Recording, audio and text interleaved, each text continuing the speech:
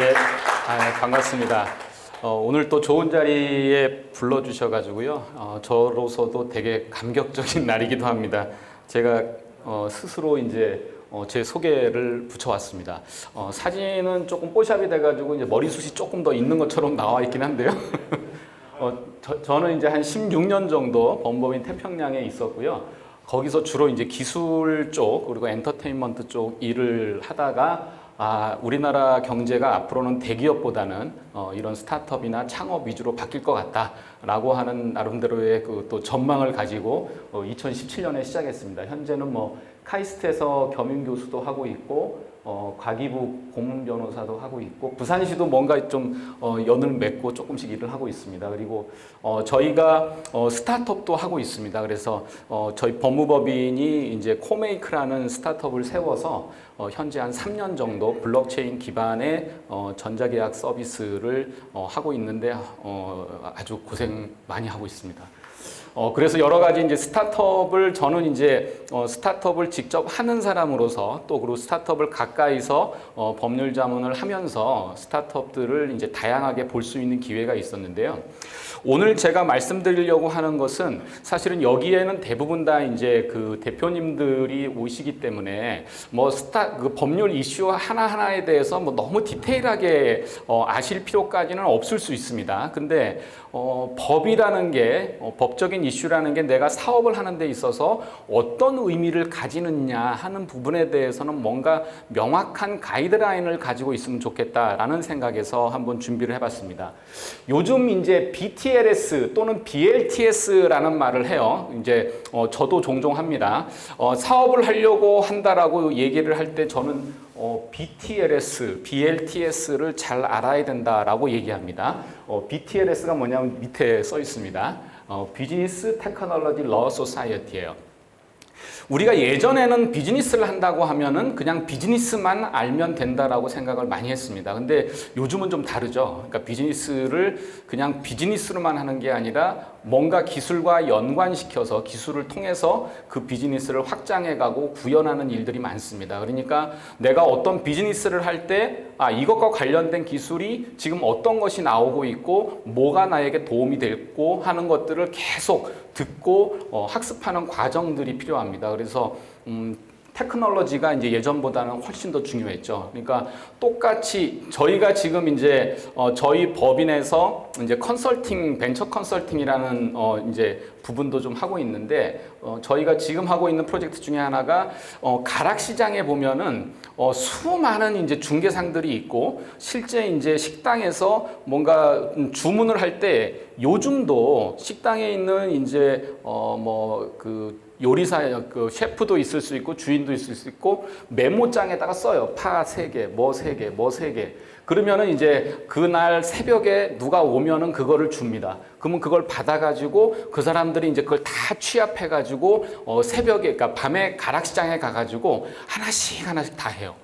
지금도 그렇게 이제 수기로 메모장으로 하는 곳이 있어가지고 이것을 어떻게 하면은 우리가 이제 조금 더 전산화할 수 있을까, 프로그래밍 할 수 있을까 하여튼 그런 고민을 하면서 저희가 이제 여러 가지 기술도 보고 있는데 이렇게 기술에 대한 이해가 중요하고요. 그 다음에 사실은 법에 대한 이해가 중요합니다. 저는 뭐 조금 더 규모 있는 기업들은 사실은 예를 들어서 뭐 아무리 바람이 불어도 큰 나무가 좀처럼 넘어지지 않듯이 사실은 큰 기업은 법적인 리스크에서도 어느 정도는 버틸 수 있는 힘이 있어요. 근데 스타트업은 특히나 법적인 이슈가 스타트업의 생존에도 아주 중요한 영향을 줍니다. 그래서 저는 스타트업 대표님들한테는 꼭 제가 오늘 말씀해드리는 이 정도의 컨셉은 머릿속에 반드시 갖고 있어야 된다.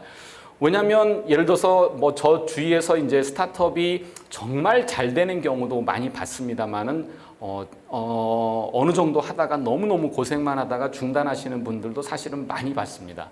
근데 그 중에 대부분 큰 이슈들은 사실은 법적인 이슈예요. 투자자하고 분쟁이 생겼다. 뭐 동업자하고 분쟁이 생겼다. 제품에 하자가 생겨가지고 손해배상을 당했다 등등등 대부분 많은 경우들은 법적인 문제와 연결돼 있기 때문에 이것들을 내가 어떻게 준비할 것인가 하는 게 우리가 이제 뭐 수영을 하든 운동을 하든 항상 중간중간에 고비들이 있잖아요. 이 고비들을 내가 어떻게 넘어가느냐가 사실은 내가 이 비즈니스를 끝까지 밀고 갈 수 있느냐 아니냐 하는 것들을 결정하는 것이기 때문에 이 법이라는 것도 중요하다고 생각을 하고요. 그리고 이제 요즘 들어서는 S가 중요하죠. S, ESG 할 때도 이 S가 거기서는 소셜의 약자잖아요. 그러니까 예전에는 그냥 내가 비즈니스만 생각했다면 요즘은 많은 젊은 친구들이 내 비즈니스가 사회에 어떤 영향을 주는가 하는 것들도 사실은 심각하게 고민을 많이 하는 거죠. 그래서 보통 우리 이렇게 BTLS를 생각하는데 그만큼 법적인 이슈들도 우리가 사업하는 데 있어서 반드시 고민해야 될 지점 중에 하나다. 그러면 과연 내가 법무 담당자도 아니고 내가 법을 전공한 사람도 아닌데 내가 뭘 어디까지 알아야 되냐라고 하는 게 사실은 궁금할 수 있어요. 저는 두 가지라고 생각합니다. 하나는 회사가 성장하는 단계별로 어떤 리스크를 가지고 있는지에 대한 나름대로의 아웃라인을 가지고 있는 거죠. 제가 이제 아까 이제 잠깐 밑에서 이제 옆에 계신 우리 최 대표님하고 잠깐 말씀을 나눴는데요. 제가 스타트업 대표들하고 정말 많은 얘기들을 합니다. 왜냐하면 대기업들은 변호사들이 대개 법무 담당자하고 얘기를 하지만 대부분 작은 기업들은 법무 담당자가 없기 때문에 대표나 임원분들하고 직접 얘기를 하는데요. 이분들의 크게 성향이 몇 가지로 나뉘는데 하나는 본인이 법무 담당자인 것처럼 모든 것들을 다 꿰고 충분히 이해하려고 노력하시는 분이 한 극단에 있고 또 한 분은 내가 변호사 선임했으면 당신이 알아서 해야지 내가 법도 모르는데 내가 뭐 하러 하냐 하면서 이제 모든 거를 맡겨두는 분들이 계십니다. 근데 그 중에서 어떤 분들이 훨씬 더 사업을 잘 성공했냐라고 제가 그냥 제 느낌상 통계를 내보면 하나하나 다 챙겼던 분들이 초창기에 챙겼던 분들이 훨씬 더 성공 가능성이 높았어요. 그거 왜 그럴까? 왜 대표가 법적인 이슈에 대해서까지도 하나씩 다 챙겨야 될까 생각을 해보면 사실은 스타트업은 사람 몇 명 안 되기 때문에 회사의 리스크에 대해서 대표만큼 파악하고 있는 사람도 없고 또 대표가 그것을 중요하게 생각하지 않으면 사실은 그 회사에서는 누구도 이것을 중요하게 생각하지가 않기 때문에 회사의 하여튼 생존과도 직결된다는 경험이 많이 있었습니다. 그래서 저는 대표님들이 우리 회사가 성장 단계별로 어떤 리스크를 가지고 있는지는 충분히 알고 있어야 된다. 내가 예를 들어서 우리 대표님 혹시 취업 규칙은 몇 명 이상의 종업원이 있어야 꼭 구비해야 될까요? 3인 이상. 미리 준비하시는 스타일이십니다. 원래 법적으로는 10명이지만 이렇게 3인 이상이어도 미리미리 준비하시는 분들은 이제 좋습니다. 이렇게 우리가 어느 단계가 되면 어떤 것들을 해야 한다는 것을 사실은 우리가 감으로 알고 있으면 어느 날 갑자기 담당하는 직원분들이 있을 테니까 우리 이거 노무 이대로 가도 돼? 우리 10명 넘으면 노무는 뭐가 조금 바뀌어야 된다는데 사실은 그 한 문장만 알고 있어도 사실은 리스크를 챙기는 거거든요. 근데 내가 안 챙기면 사실은 모른다는 거죠. 그래서 이렇게 노무, 그 다음에 제가 조금 이따 얘기했으니까 동업자, 투자는 말할 필요도 없고요. 그리고 우리 회사가 기술이다라고 하면은 그런 기술이나 IP, 그리고 우리 회사가 계약이 많다라고 하면 어떤 계약들의 분쟁들이 발생하는지. 그러니까 회사가 처음에 창업부터 나름대로 성장할 때까지의 그런 여러 단계에서 뭐가 문제되는지에 대해서 어느 정도의 감을 가지고 있다면 사실은 큰 실수는 하지 않는다는 거죠. 두 번째는 우리 비즈니스가, 우리 사업이 규제 산업이냐 하는 게 사실은 중요합니다. 오늘 이제 신혜성 대표님 같은 경우는 핀테크고 규제 중에서도 가장 센 데죠. 금융이나 금감원 상대해야 되는 데인데 저희도 이제 여러 가지 사업 분야를 하지만 그 중에서 제일 센 데가 보면은 주로 건강과 관련된 데하고 금융과 관련된 데예요. 그러니까 바이오 헬스 이쪽이 이제 규제가 세고 그 다음에 금융 핀테크 이쪽이 규제가 셉니다. 그 외에 다 많죠. 부동산은 부동산대로 규제가 있고 또 식음료는 식음료대로 규제가 있고 근데 이 규제는 규제는 사실은 내가 모른다고 해서 익스큐즈가 되지가 않아요. 법적으로도 법에 규정되어 있는 것은 그냥 안다라고 전제하고 하지. 제가 제가 이제 성추행을 했어요. 성추행을 했는데 당신 왜 성추행했어? 아, 제가 그런 법이 있는지 몰랐습니다. 라고 면피가 되지 않잖아요. 그죠? 법이라고 하는 것은 규정돼서 모든 사람이 볼 수 있게 다 공개되어 있기 때문에 기본적으로 법원에서는 법은 모든 사람이 안다라고 생각을 합니다. 그러니까 내가 예를 들어서 이런 이제 식음료 사업을 한다라고 하면 이 식음료 사업과 관련된 법은 당연히 안다라고 전제하고 행정 규제도 이루어지고 처벌도 이루어지는 거예요. 그래서 내가 지금 하고 있는 산업에 어떤 규제가 있는지는 분명하게 알아야 되고요. 다만 저희는 이제 스타트업을 많이 하다 보니까 규제가 애매한 곳, 그리고 규제인지 아닌지 아리까리한 곳은 있어요. 그러니까 그런 경우에는 저희가 적극적으로 어떤 논리를 만들어서 뭐 정부를 설득한다든지, 요즘 같은 경우에는 규제 샌드박스라는 제도가 있기 때문에 그런 규제 샌드박스 제도를 통해서 그 규제를 이제 잠시 유예한다든지 뭐 이런 가능성도 있습니다. 그렇지만 내가 알고 그것을 대처하는 것과 모르고 당하는 것은 다르다는 거죠. 그러니까 이런 이제 규제에 대한 내용들을 충분히 좀 이해해야 되겠다라고 생각 들고요.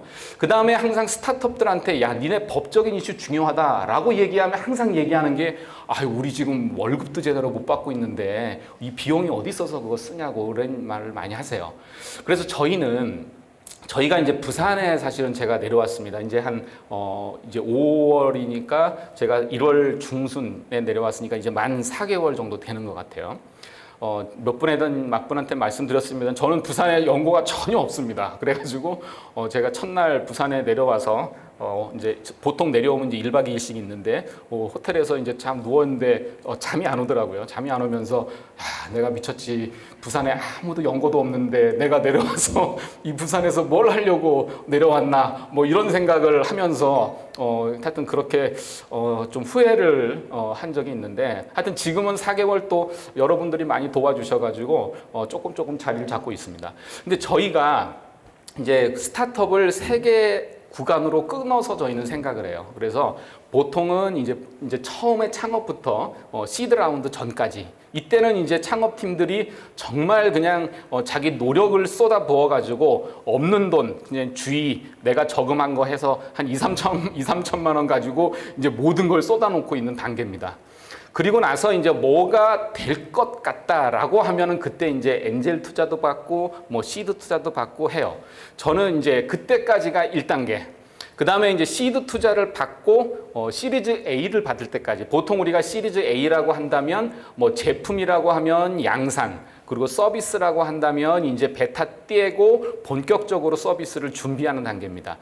그래서 이제 시리즈 A까지가 한 단계, 그 다음에 이제 시리즈 A 넘어서까지가 3번째 단계로 보는데요. 저희는 이제 시드까지는 무료 교육입니다. 그래서 이번에도 부산에서 이제 부산시하고도 무료 교육을 이번에 하기로 했고, 뭐 부산 창조경제혁신센터하고도 하기로 했고, 여러 군데하고 이제 무료 교육을 지금 하려고 합니다. 그거는 뭐냐면 그때는 많이 들어야 돼요. 무료 교육이니까. 아까 말씀드린 대로 내가 뭐가 문제되는지 모르지만 저희가 이제 이렇게 나름대로 야, 네 스타트업 한다면은 이런 게 문제되더라라고 이제 얘기를 하면 그분들은 그런 걸 들으면서 2단계에 있어서 이게 문제될 수 있구나.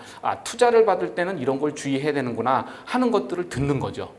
근데 이제 막상 내가 시드 단계가 넘어서 실제로 투자를 받을 때가 되면 그냥 들은 것만 가지고는 조금 부족한 경우가 있어요. 그래서 그때는 정말 1년에 한두 번씩 저렴한 비용으로 이제 그러니까 법률 비용을 써서 자문을 받는 거죠. 그리고 저희가 정말 저희에게 수익을 내주는 스타트업은 이제 시리즈 A를 넘어서는 곳들이 저희한테는 이제 어떻게 보면 수익이 나는 이제 시장입니다. 근데 회사가 설립이 돼서 시리즈 A를 넘어가려면 사실은 너무 허들이 많아요. 저도 이제 아까 코메이크라는 회사를 만들었다고 하는데 저희는 이제 지금 뭐 엑셀러레이터에서 이제 투자를 받은 정도고 이제 프리 A 정도 준비를 하고 있는 단계입니다. 그러니까 사실은 그 기간이 되게 길어요. 그러니까 저희도 씨를 뿌리고 기다리는 데까지 이제 많은 시간이 좀 걸립니다. 근데 저희가 나름대로 그럼에도 불구하고 이 시장이 의미가 있고 괜찮다라고 생각하는 거는 제가 이제 처음 이제 태평양에 나와서 이제 조그맣게 사무실을 시작했을 때 지금은 저희가 변호사가 한 25명 정도 됩니다만은 그때는 이제 한 4명이서 시작을 했어요. 근데 그때 처음으로 이제 저희 사무실에 고문기업, 자문기업이 된 업체가 있어요. 이제 그 신재생 에너지 업체인데 그때는 뭐 회사가 크지 않았죠. 그래서 우리 앞으로 열심히 하겠습니다. 그쪽도 이제 잘 도와주세요. 저희 성장하고 싶습니다. 뭐 제2의 KT가 되겠습니다. 이렇게 해서 이제 같이 시작을 했는데 그 회사가 작년에 500억으로 다른 경쟁사를 인수할 만큼 커져 버렸어요. 그러니까 처음에 시작할 때는 뭐 얼마 안 됐지만 지금은 이제 회사 밸류가 몇 천억이 되는 회사로 성장을 했어요. 그리고 이제 SK라는 큰 에너지 회사가 그 회사의 지분을 이제 한 30% 가량 인수를 해가지고 그 회사는 어떻게 보면 이제 전략적으로 이제 SK가 이제 키우는 이제 계열사가 된 거죠. 그러니까 저희도 처음에 시작은 작은 회사로 시작했지만 이렇게 큰 회사가 저희의 고객이 된 거예요. 그래서 저희가 작년에 그렇게 이제 500억짜리 회사 인수하는 거 그러려면 또 투자를 받아야 되잖아요. 그러니까 몇백억 투자 받는 거 이런 업무들을 저희가 같이 했습니다. 그러니까 저희의 생각은 결국은 같이 성장한다는 거죠. 우리도 작은 기업일 때는 뭐 우리가 무료로 교육할 수도 있고 조금 더 저렴하게 할 수 있고 하지만 결국은 이 회사가 성장하는 그 전 기간 동안 우리가 같이 하면서 그분들이 성장하는 것을 옆에서 지켜보겠다는 거죠. 변호사들 중에는 그런 이제 뭔가 로망이 있어요. 그래서 구글의 법인 설립을 해줬던 변호사가 구글의 그 등기부 등본을 액자에 이제 넣어놓고 있습니다. 근데 그분이 구글의 이제 등기 회사 설립을 도와주셨던 분이 결국은 구글 회사의 제너럴 카운셀이라고 그러죠. 법무 담당 임원으로 들어가셨어요. 그러니까 그 사람은 이제 구글이 정말 작을 때부터 도와줘서 정말 크게 성장할 때까지 같이 한 거죠. 저희는 사실 그런 로망이 있어요. 이 스타트업을 좀 하는 변호사들은 내가 정말 이제 시작할 때 몇 명 안 될 때 같이 도와줬다가 이 회사가 이제 네이버가 되고 카카오가 되면은 제가 어디 가면 돌아다니는 거죠. 내가 네이버고 법인 설립해줬다고. 그게 사실은 저희 꿈이거든요. 그래서 제가 이제 좋아하는 기업들이 뭐 많이 있습니다만은 그 중에 하나가 이제 이번에 백신 여권이라 그래서 이제 그러니까 질병관리처에서 백신을 맞으면 백신을 맞았다라고 하는 확인을 해주는 이제 그 서비스를 블록체인 기반으로 해서 이번에 출시를 했습니다. 근데 이제 그 블록체인 기술을 만든 회사예요. 블록체인 랩스라는 회사인데 그 회사는 제가 이제 실리콘밸리에 갈 때, 그 태평양에 있을 때 실리콘밸리에 갈 때 이제 도와드렸던 회사인데. 첫 번째 서비스는 실리콘밸리에서 실패를 했어요. 원래 이제 뮤직 채팅을 한번 해보겠다라고 해서 이제 미국 시장을 진출했는데 그게 안 됐어요. 그리고 그 이제 아이템을 실패를 하고 나서 이분이 이제 뭘 할까 고민하다가 이제 그 당시에 이제 블록체인이 막 뜨고 있어가지고 블록체인으로 이제 종목을 갈아탔습니다. 이쪽에서는 그걸 피보팅 한다고 그러는데 종목을 갈아타가지고 블록체인 개발을 열심히 했고 그 회사가 결국은 지금 이제 그렇게 정부가 신뢰할 수 있는 블록체인 메인넷 개발을 지금 하고 있고 또 지금 여러 가지 사업들을 많이 지금 하고 있습니다. 그때 제가 그 회사가 실리콘밸리에 있을 때 제가 이제 미국 출장을 갈 일이 있어가지고 굳이 그 회사를 갔었어요. 그래가지고 창업자 몇 명하고 제가 사진을 찍었습니다. 그래서 이 사진 내가 평생 가지고 있는다. 왜냐하면 이 회사는 제가 아무리 봐도 뭐가 될 것 같은 생각이 있었어요. 그래서 하여튼 저희는 이제 이렇게 법률 비용 얘기하다가 이렇게 됐네요. 죄송합니다. 제가 올라오면서는 20분, 30분만 해야지라고 이게 딱 봤는데 벌써 시작도 안 했는데 20분이 지나갔네요. 하여튼 이렇습니다. 그래서 비용 같은 것들은 이렇다. 그러면 제가 이제 빠르게 말씀을 좀 드리겠습니다. 첫 번째, 동업은 항상 깨진다. 그러니까 우리가 동업을 한다고 하면 우리는 쿨하게 헤어질 준비를 해야 된다.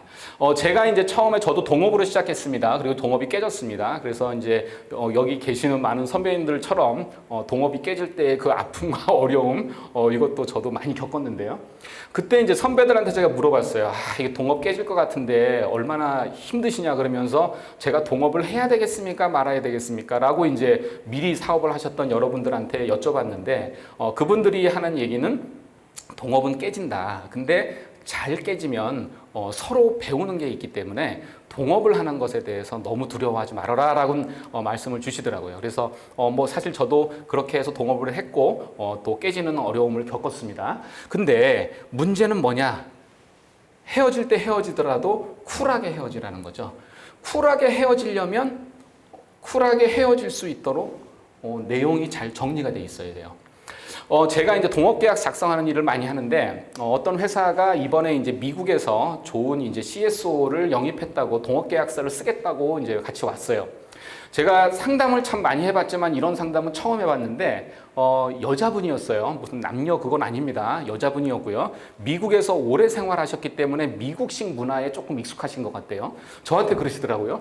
만약에 이 창업자가 죽으면 어떡하냐. 그러니까 만약에 이 창업자가 죽으면 어떡하는지에 대해서 동업계약서에 써달라는 거예요. 그러니까 창업자 입장에서는 황당하죠. 왜냐하면 내가 죽은 경우를 대비해서 이게 동업계약서에 그 내용을 넣어달라 그러니까. 그래서 저도 순간 당황했습니다. 이런 걸 넣어달라고 한 적도 없었고 넣어본 적도 없었고. 근데 그러면 어떡할지 하여튼 얘기해서 썼어요.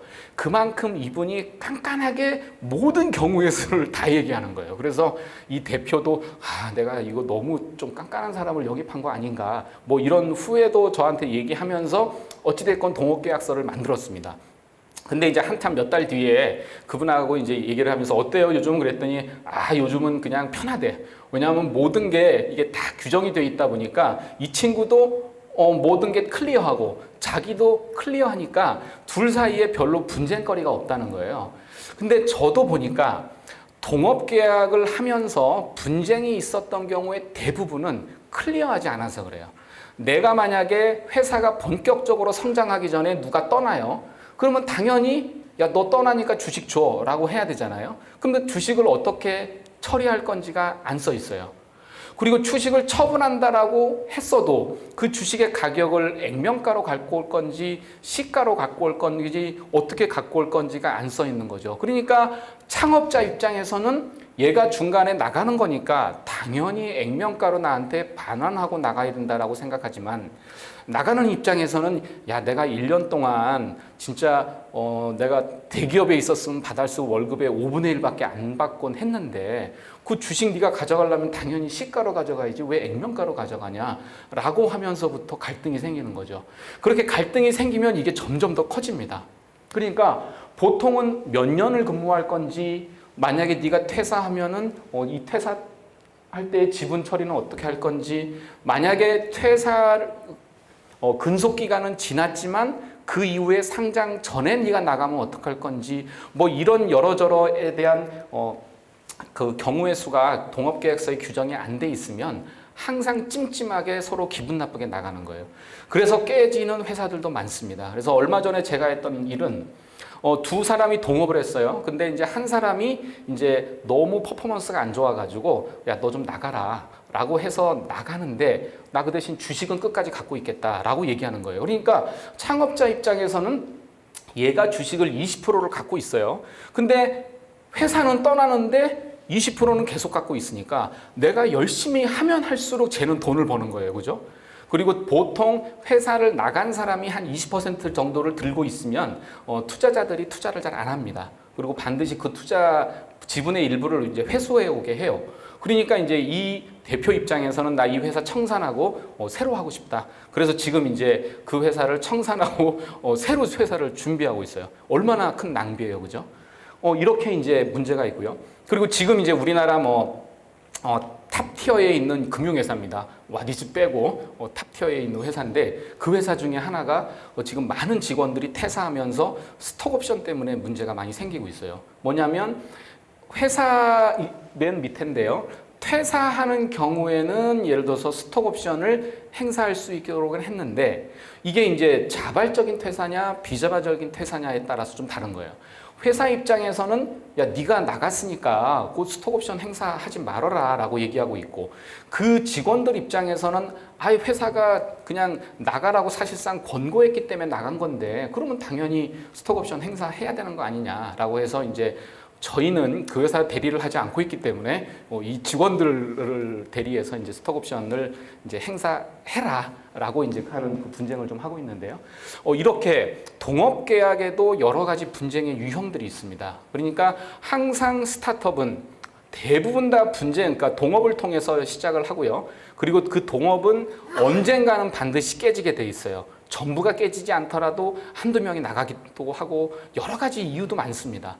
그렇기 때문에 그 내용들을 반드시 염두에 두셔야 이제 한두 사람이 나가더라도 회사가 깨지지 않고 내가 비즈니스를 계속할 수 있다라고 하는 것들을 염두에 두시면 좋을 것 같고요. 그 다음에 두 번째는 이제 회사는 작아도 나는 사용자다. 왜냐하면 제가 이제 두 가지 단어가 이제 이쪽에서 쓰이는데요. 제가 한번 여쭤볼까요? 동업자다.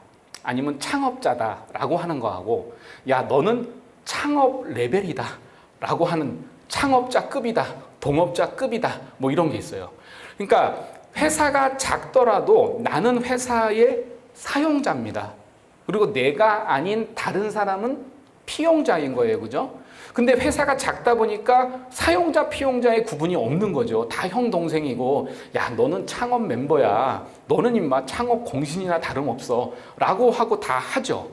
그러면 그 사람은 어떻게 생각하냐면, 나는 그러면 피용자가 아니고, 그러면 창업 멤버니까 나는 임원인가? 라는 생각을 하는 거죠. 그러니까 월급을 적게 주더라도 오케이. 그리고 주식을 뭐 조금 줄 수 있겠죠. 조금 받더라도 나는 내가 이제 임원이니까 주식을 받는구나. 뭐 이렇게 또 생각을 했겠죠. 근데 이제 그분과 뭔가 분쟁이 생겨요.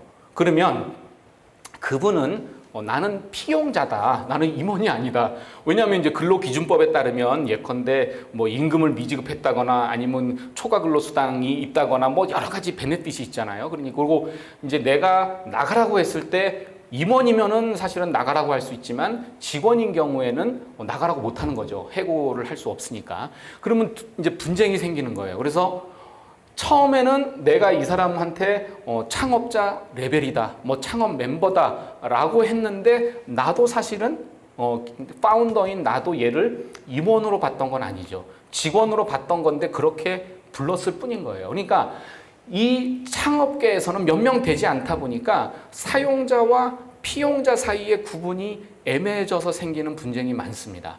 그리고 나갈 때는 항상 피용자 입장에서는 근로기준법에 따른 그 이제 권리를 행사하려고 하고 그러면 창업주 입장에서는 야 내가 너를 종업원으로 취급하지 않고 동업자로 취급하지 않았냐라고 하면서 너 근로자 아니다. 라고 하는 거죠.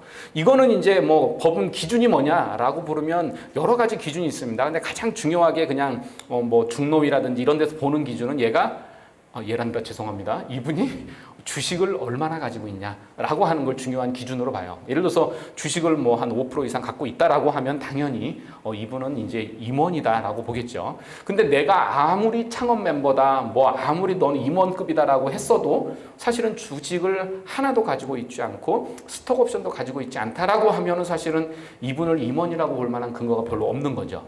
왜냐하면 큰 기업들은 계약서들을 꼼꼼하게 잘 쓰지만은 사실은 잘 안 쓰거든요. 그래서 결국은 가장 이슈가 많이 되는 게 근로계약서 잘 작성했냐, 그리고 이제 회사가 몇 명 지나면 취업규칙을 잘 두고 있냐, 그리고 급여 수당 미지급했냐, 그리고 해고했냐, 뭐 이런 것들이에요. 그러니까 관계가 좋을 때는 사실은 아무 문제가 없습니다. 근데 관계가 안 좋아지면 나 근로계약서 안 썼는데 이거 형사처벌, 이 회사 취업규칙 없는데 이거 형사처벌, 그리고 급여 수당 이거 계속 미지급했는데 형사처벌, 그러니까 다 형사처벌 받는 거죠. 그러니까 이제 창업자 입장에서는 이런 일이 이제 한두 번 생기고 나면 이제 확 떨어지는 거죠. 아, 내가 이거 해야 돼. 사실 그래서 회사를 접거나 또는 이제 근로 의욕이 확 떨어지면서 이제 회사가 중요한 시기에 치고 나가지 못하는 경우도 종종 봤습니다. 그렇기 때문에 결국은 아무리 작은 회사도 내가 시작을 했으면 나는 창업자, 나는 사용자이기 때문에 이 법에 따른 사용자로서의 의무를 부담한다라는 것을 항상 명심해야 되고요. 이거는 이제 형사처벌의 대상이고, 그리고 내가 아무리 친하게 형 동생하고 창업 레벨이라고 하더라도 정말 내가 얘를 임원이라고 생각하고 정말 그렇게 대우하는 건지, 아니면 이 친구는 정말 그냥 종업원이다, 그냥 피용자다라고 생각하는 건지에 대해서 내 기준이 명확하게 있어야 이 근로기준과 관련된 분쟁이 발생하지 않습니다. 그 다음에 이거는 시간 관계상 제가 간단하게만 넘어갈게요. 우리 회사가 기술을 가지고 있다라고 하면 그 기술을 내가 어떻게 보호할 건가?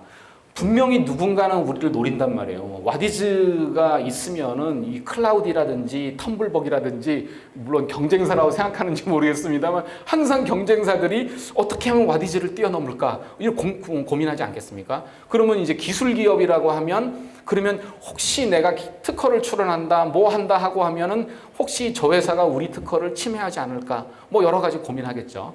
그러면 우리 회사가 기술을 취급한다라고 하면 나는 그 기술을 어떻게 보호하고 있는가, 그리고 우리 기술이 어떻게 보호할 수 있는, 우리 기술을 어떻게 보호할 수 있는가에 대해서 적어도 대표라면 그 기준을 명확하게 가지고 있어야 되는 건데, 그 크게 보면 두 가지예요.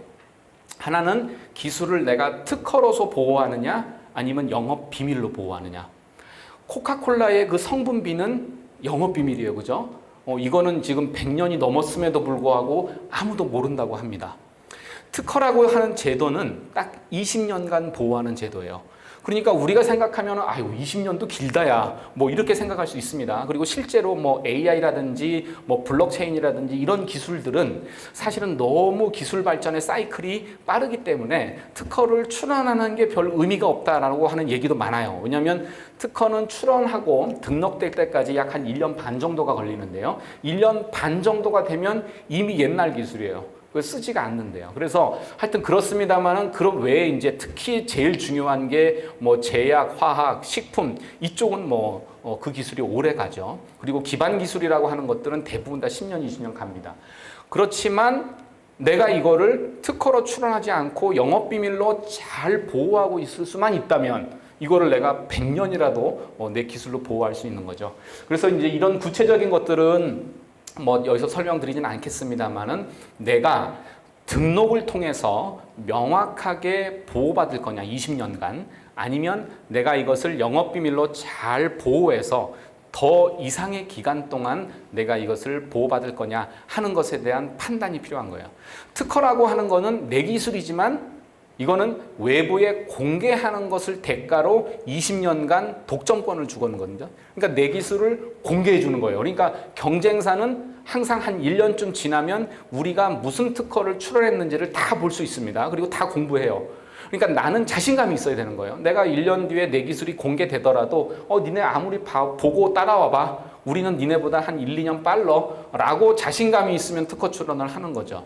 근데 그렇지 않으면은 사실은 특허 출원할 필요가 사실은 없어요. 왜냐하면 계속 내 기술을 공개하는 결과만 가져올 뿐이거든요. 그리고 특허를 누군가가 침해한다고 해도 그 침해를 막는 것도 쉽지 않습니다. 변호사를 선임해서 뭐 소송도 해야 되고요. 경고장도 보내야 되고요. 그리고 이제 특허라는 것을 아마 안 보신 분들이 많을 텐데, 이거는 이제 뭐 청구항이라 그래서 뭐 하여튼 잘 이해가 안 되는 말들로 쭉 이루어진 거를 가지고 뭔가를 해야 되기 때문에 소송에서 이기기도 쉽지 않습니다. 그렇기 때문에 과연 특허라는 게 정말 내 비즈니스에 필요한지 아닌지를 잘 보고 어떻게 내 기술을 보호할 건지에 대한 이해가 필요합니다. 이거는 뭐 여러 가지 있습니다만은 이거는 넘어가고요. 혹시 이제 요 자료는 제가 주최 측에 보내드렸기 때문에 혹시 필요하시면 받으시면 됩니다. 자, 그러면 네 번째는 이건 규제죠. 아까 말씀드린 대로 우리 사업에 법적인 문제가 있나 없나, 이거는 반드시 체크해야 되고요. 만약에 내가 이번에 새로운 사업을 진출하고 싶다. 이번에 뭐 규제 샌드박스가 워낙 그런 제도예요. 그래서 지금 저희가 부산 쪽 같은 경우에는 공유 미용실 관련된 회사도 도와드리고 있고 물류 관련된 회사도 도와드리고 있는데, 내가 이번에 물류 쪽을 하고 싶다라고 하면은 이게 진짜 법에 규제가 있는 건지 없는 건지를 먼저 파악을 해야 되고요.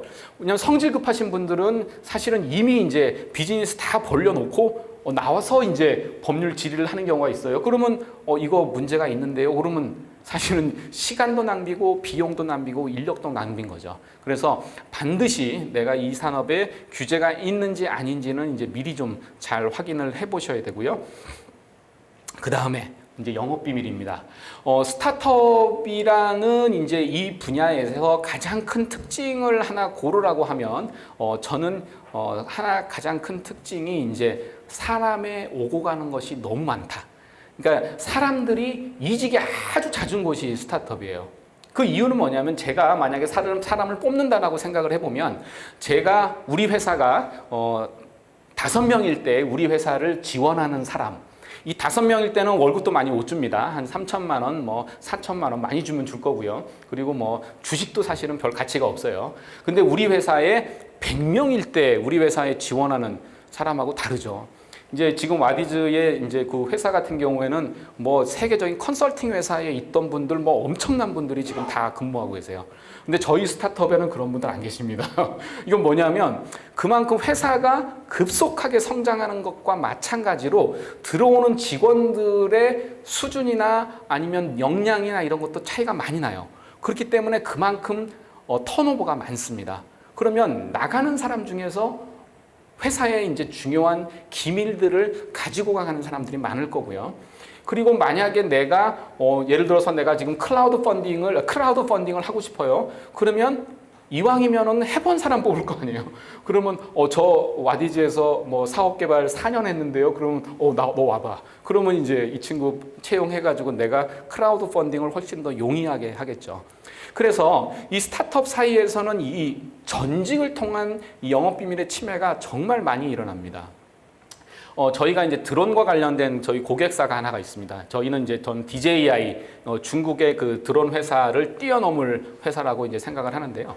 이제 그 회사 같은 경우도 어떤 직원이 이제 들어왔어요. 들어와서 이제 한 달 정도 트레이닝을 시켰습니다. 그리고 이제 실제로 업무를 할 이제 시점이 돼서 그 친구가 퇴사를 하겠다는 거예요. 연구 이제 직종의 상당히 중량급 레벨인데, 그러니까 얘가 왜 들어왔지? 근데 이 친구가 끝나고 나서 어디 가 있나 보니까 자기 경쟁사로 가 있는 거예요. 그러니까 대표 입장에서는 야, 얘가 진짜 취업할 의사로 들어온 거 맞아? 아니면은 경쟁사가 심어서 야, 너 한 달만 저 회사 갔다 와라 라고 해서 가서 이제 어쨌든 한 달 동안 트레이닝 받으면서 이 회사가 무슨 기술을 지금 하는지 다 봤을 거 아니에요. 그러니까 이거 어떻게 해야 되냐라고 해가지고 사실은 뭐 여러 가지 고민을 한 적이 있습니다. 그리고 실제로 이게 아니라도 이제 얼마 전에 이제 이것도 이제 우리나라의 이제 탑 티어의 금융회사입니다. 그 회사에서 이제 중요한 팀장급 직원이 이제 이직을 했어요. 이직을 해서 이제 저희 고객사로 왔습니다. 팀장급이 여러 명이 왔다 보니까 이제 그 회사에서 좀 화가 났겠죠. 그래서 이제 이 회사를 영업비밀 침해로 이제 형사 고소를 하기 직전에 그 회사가 탑 티어다 보니까 이제 김현장을 선임해가지고 막 뒤지고 있어요. 그래서 저희가 이제 대리를 해서 봤는데, 결국은 이제 직원들이 어떤 경우에는 실수로 이제 그 회사 자료 같은 것들이 이제 내 노트북에 있던 상태에서 와서 이제 이렇게 일하다 보니까 이제 그 회사 자료를 퇴직 이후에 본 것들이 확인이 되고 이러니까 이제 영업비밀 이슈가 발생을 하는 거죠. 그러면 이제 그 회사 입장에서는 나 영업비밀 침해다, 너 형사 고소하겠다, 너 빨리 그 회사 퇴직해라, 뭐 여러 가지 이제 법적인 조치를 하려고 그럴 거죠. 그러면 만약에 저희 회사 입장에서는 정말 큰 투자한다 생각으로 큰 회사에서 팀장급 인원들을 내가 몇 명 데리고 왔습니다. 그래서 이 사람들을 주요 포지션에 박아가지고 이제 영업을 막 시작하려고 그러는데 영업비밀 침해라 그러고 형사 고소한다고 하고, 그러면 이 친구들을 또 퇴사시켜야 되고 하면은 그 회사는 사실은 뭐 망할 가능성이 많죠. 그래서 그 회사도 사실은 거의 그런 지경에까지 온 상태였어요. 근데 다행히 제가 능력이 뛰어나서가 아니고요. 하여튼 그쪽이랑 협상을 잘 해가지고 필요한 거는 이제 포렌직을 해서 필요한 것들은 처리를 하고 이 회사는 이제 잘 지금 성장하고 있습니다. 어떤 회사인지 말씀 안 드리겠습니다만 하여튼 건설 관련된 분야에서 지금 가장 빠르게 성장하고 있는 회사가 됐어요. 이게 한 1년 전 일입니다. 그러니까 이런 영업 비밀이라고 하는 것은 우리 영업 비밀이 나가는 것도 문제고 또 다른 회사의 영업 비밀을 가지고 와서 우리 회사에서 분란을 일으킨 도 문제이기 때문에 이 영업 비밀의 이슈를 우리가 어떻게 다룰 건지도 매우 중요합니다. 그래서 결과적으로는 이렇게 뭐 서약서를 만든다든지 뭐 규정을 만든다든지 뭐 교육을 시행한다든지 특히 이제 서약서 같은 게 모든 회사들이 다 가지고 있는 서약서이지만 사실은 정말 필요한 문구들이 들어가 있는 서약서는 또 많지가 않아요. 예를 들어서 스타트업에 계신 분들이 저 뒤쪽에 계셔가지고 요 앞쪽에 계셨으면 제가 막 질문 좀 했을 텐데 예를 들어서 이런 경우도 있어요. 어떤 친구가 계속 퇴사할 것 같은데 뭔가 회사의 자료를 유출하는 것 같기도 하고 그러면 그 회사 그 친구의 이제 이메일이나 이런 것들을 모니터링할 필요가 있거든요.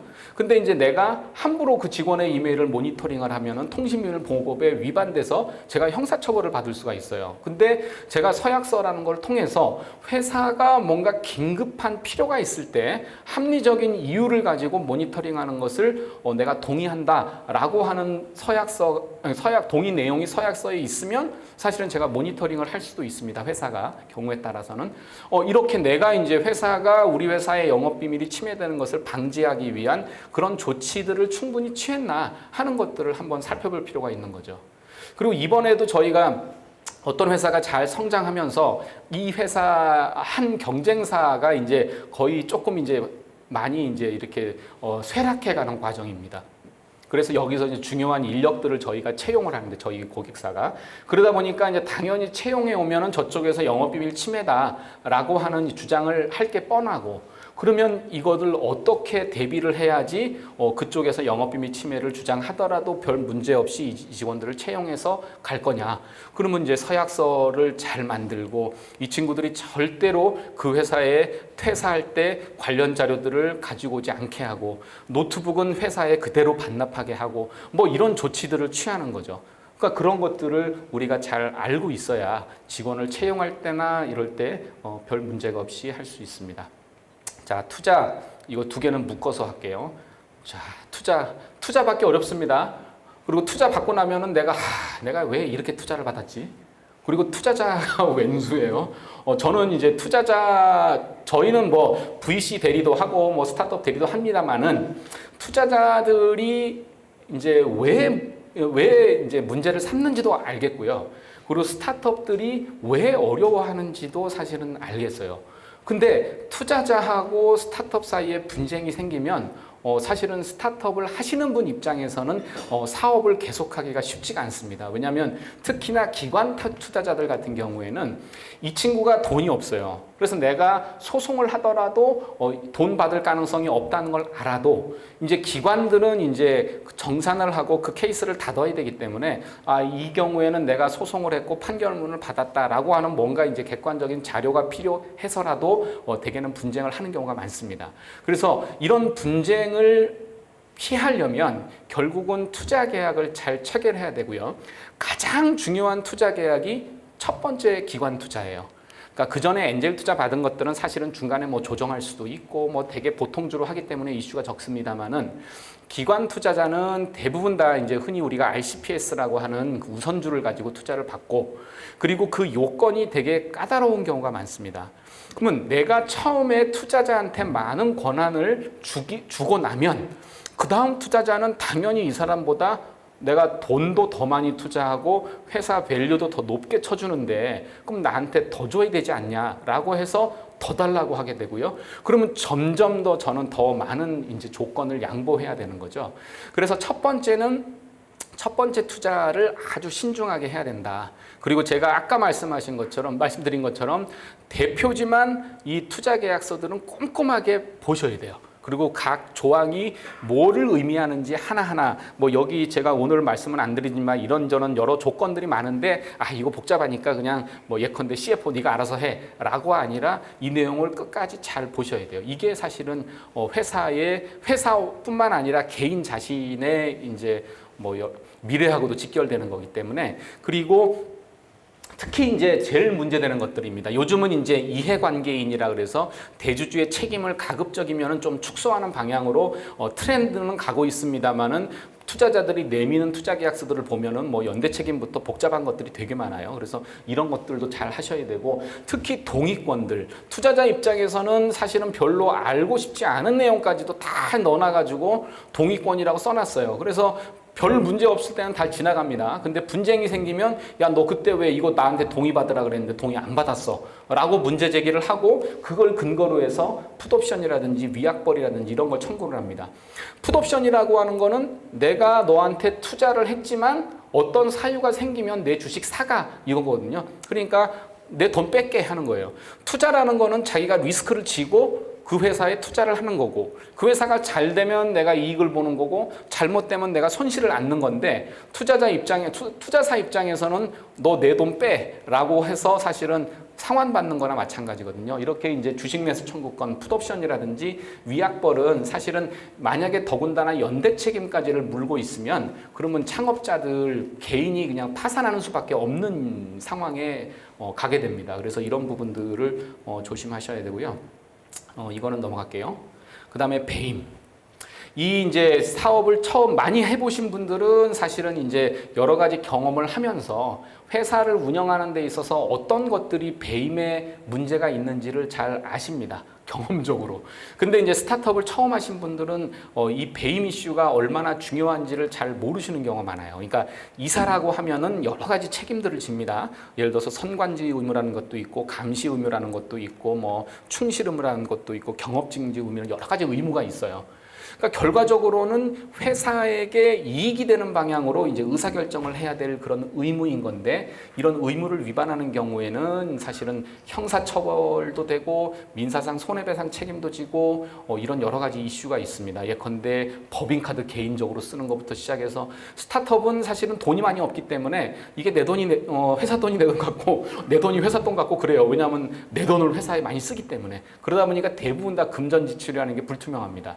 그리고 이제 대주주가 회사에 그냥 빌려준 돈으로 가수금 처리되어 있는 것도 많고 여러 가지 회계적으로 복잡한 경우가 많기 때문에 그래서 항상 이제 스타트업은 이제 뭐 단계별로 한 번씩 회계 정리를 좀 잘 해서 정리를 해 놓으실 필요가 있어요. 그래서 이런 것도 있고요. 그다음에 마지막으로는 제가 그냥 간단히 넘어갑니다. 내가 왜 해외로 왔을까요? 이거는 이제 해외로 가기 위해서 많은 스타트업들이 열심히 해서 해외로 갑니다만은 해외에 가서 이제 너무나 큰 어려움을 겪고 다시 돌아오는 경우가 많습니다. 저희도 플립이라 그래서 이제 해외로 나가는 것도 저희가 많이 도와드리지만 요즘은 해외에 나갔다가 다시 돌아오는 거, 뭐 역플립이라고 하는데 그런 것들도 많이 하고 있어요. 그래서 회사가 이제 해외 진출하는 것에도 여러 가지 이제 법적인 이슈나 리스크들이 있기 때문에 그런 부분들을 잘 고려해 주시면 좋겠습니다. 하여튼 내용은 이제 뭐 더 깊이 할 수도 있겠습니다만 하여튼 오늘 대표님들 오셨으면 하여튼 이 정도는 머릿속에 큰 아웃라인으로 그려두시면 좋겠다라는 생각에서 이 10가지를 뽑아봤고요. 오늘 이제 부족한 강의는 이것으로 마치겠습니다. 감사합니다.